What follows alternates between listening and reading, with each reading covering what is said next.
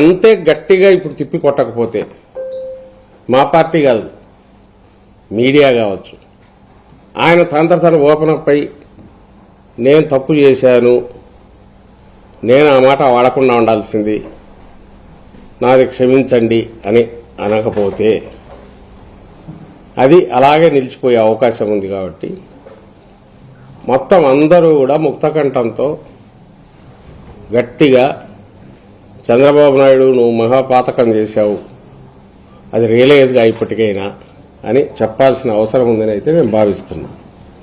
అయితే ఆయనకు అంత ఇది ఉన్నట్ల అది దాని నుంచి బయటపడాలని కానీ తప్పు జరిగింది పొరపాటు జరిగింది చెప్పాలనే విచక్షణ అది లేదు.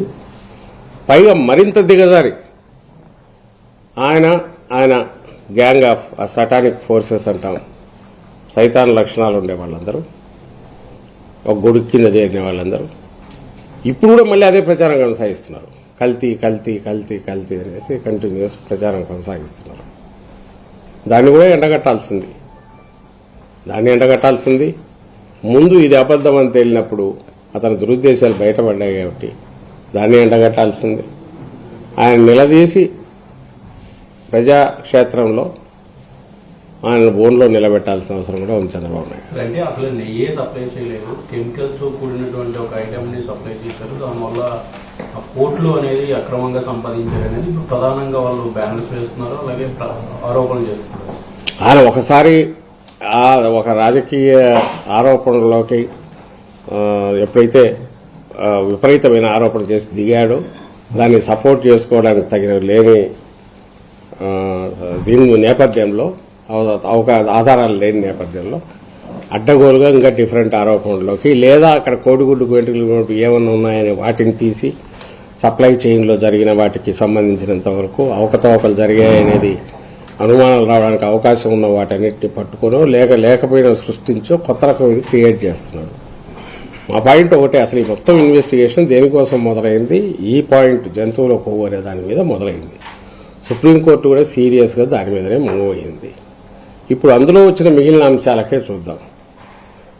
ఉదాహరణకు ఆయన బోలేబాబా అంటున్నాడు. ఎవరి బోలేబాబా? చంద్రబాబు నాయుడు హయాంలో హర్ష డైరీ అనే పేరుతో ఉన్నదే పేరు మార్చి బోలేబాబా అయింది.